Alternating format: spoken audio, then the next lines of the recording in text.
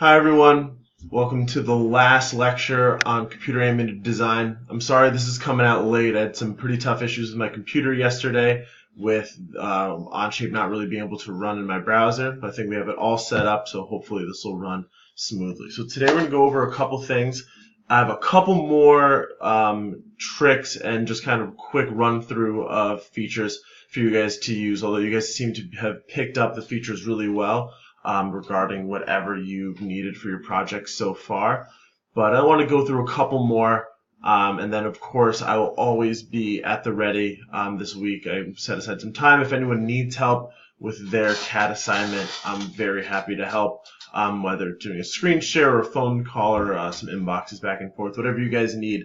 Because I recognize that this project can be a bit of a step up.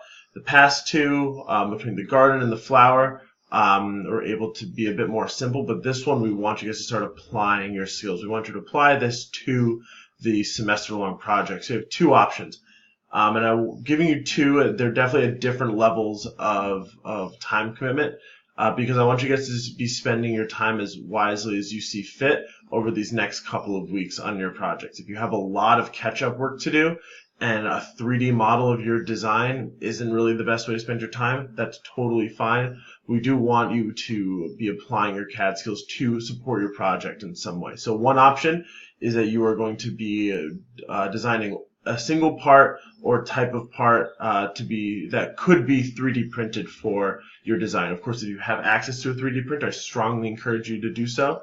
But otherwise, it's more just the practice of you could use this in your prototype in theory.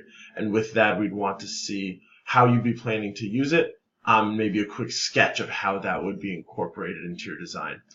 The one we're really looking for, and that's kind of the second level, is actually making a 3D mock-up of your design. This can be useful for a lot of different things. Of course, if it's something where it can be eventually machined, you want to have a 3D model and engineering drawing of it to send to a shop. But at a baseline, to be able to, it's an amazing way to be able to share your thoughts. As I mentioned in the last video, when I was having trouble getting my thoughts across with this sorting piece, being able to make a 3D model that's huge. And in product design, it's important to get investors on board, but also to get customers really excited about your projects. So when we're going over, after we go over those quick trips, I'll go over how to make an assembly. Because if you are going to make your full prototype in CAD, we really want to see you guys incorporating assemblies. I think that is the one major piece of CAD so far missing from this 3-part series that is incredibly powerful and really important when designing pieces. When designing prototypes, especially when things move, things have to have mechanisms. It's really important to be able to show that.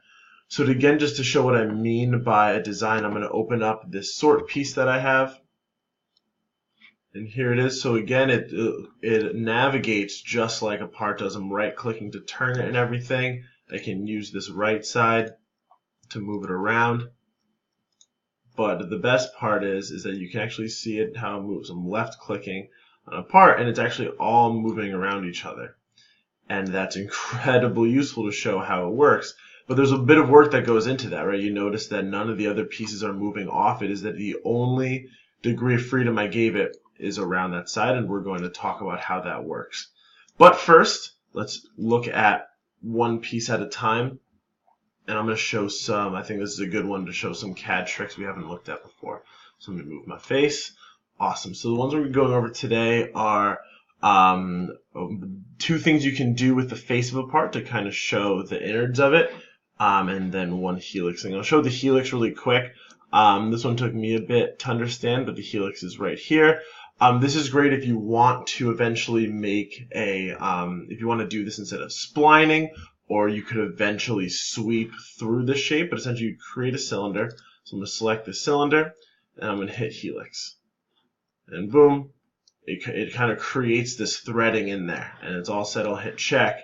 And now in theory, if I wanted to sweep a shape, I could use this as the sweep path. See how it takes curve 1 pretty well. We don't need to do that. But what I want to talk about with the face of this, if I can move it to the right place, there we go. One thing we can do with the face, you can offset it or move it, which will pull it out. So you can see you're creating an extra one. If you wanted to you could imagine doing a blow up of the part, right, where you see all the different pieces offset away as if you were disassembling, and then you could start to delete faces and stuff on the inside. Oops, that deletes the whole thing. Then you could start pulling it away, but then seeing the different elements of the faces of the part. You can also just delete a face, and I like that. Should say yes. Oop, didn't work. Why not? What did I do too fast? Delete face. Go over here. We don't want to heal. We want to leave it open. So now, if I hit check here, you can actually see it, and it's a little weird because all the walls right now have 0 thickness. But in theory, that would absolutely work to be able to show the inside of your part. What I prefer, if you want something that looks a little more realistic, you can use this shell function. So I'll select a bit of a bigger face so it makes more of a difference. I'm going to shell this, and you can actually choose the wall thickness. So I can choose the walls to be a bit thicker. And you can see, ooh, way too thick. Let's try 0.5. There you go. So you can see it made a little bit of a difference. Ooh. Where'd it go? Again, I'm glad you guys can see see me fumble with this as well. I'm not sure why that didn't work. So that's what 0.1 inches looks like of a shell. And you can make it even smaller if you wanted to. It's 0.08, and it gets a little smaller. And hit check.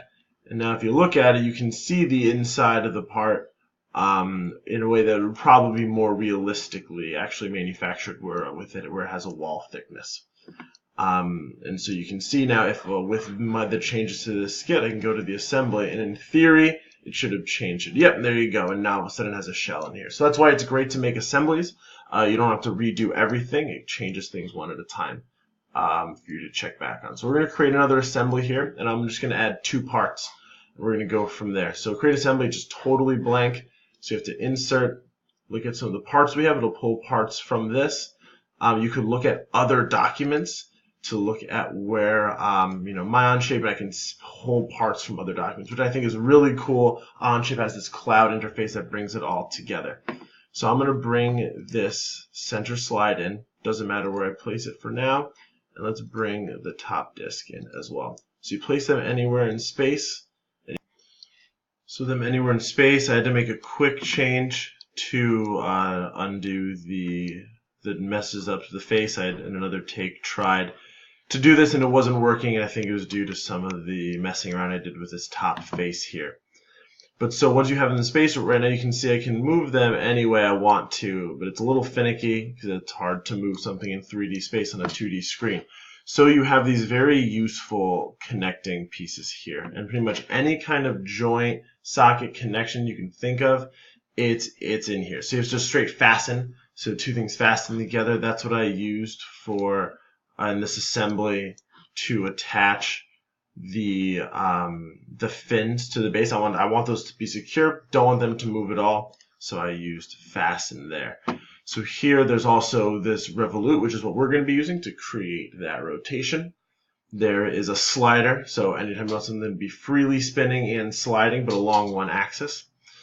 Planar mate is really useful. It's probably one I use most commonly. Make sure 2 faces are together. You could use a planar mate in this one in addition to cylindrical, but fortunately revolute mate takes care of that for you, because cylindrical is similar to the slider mate. Actually, maybe it's I may have those confused. The slider mate can't spin; it can only slide along an axis, and it's fixed. And then the cylindrical mate can actually rotate as it moves through. Then you have a ball and socket. You can offset, kind of like we had those offset planes in our previous video, and then a ball and socket setup. So we're going to use the revolute. So you click on it, and then you'll see all along the different pieces here, there you see flashing these different axes.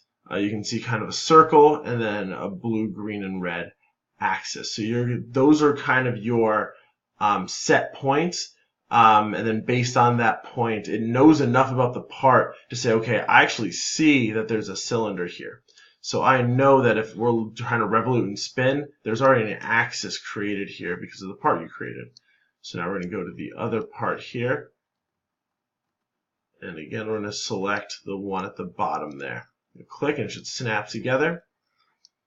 And then just to see it's doing what we want it to do, I'm going to click this play button, which will animate the degree of freedom. This is the coolest part about having an assembly, because you can see the pieces move in respect to one another. You can't have that in a regular part studio. So I'm going to click that, and sure enough, you can see it spinning. I would switch it, right? I mean, I guess everything's relative.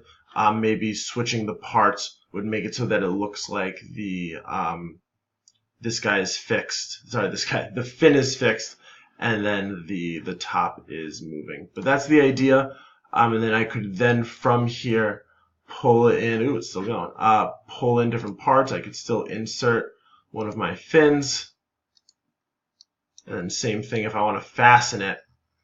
And this is where it's really important to get your clicks right. And this is where it takes some practice. So I want to make sure it's the edge of this piece, not the base. I want the edge of it to go into the back here. Ooh, actually, maybe not. Oh, that goes all the way through. I had it wrong. I apologize. Let's exit out of this.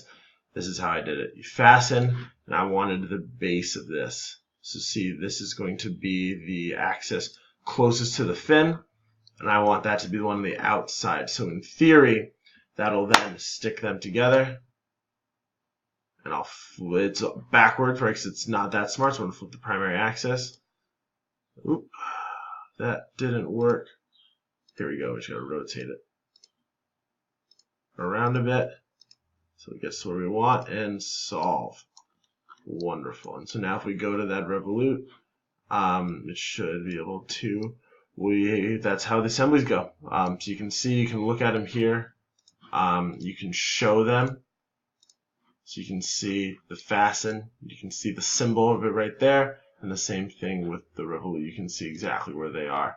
You can say, you know what, let's see what it looks like rotated at 25 degrees. Enter, and it'll twist it a little bit. Cool, so again, I know this is really complicated. We only want you to assemble 2 parts at the least if you're going to go for your full prototype 3D model.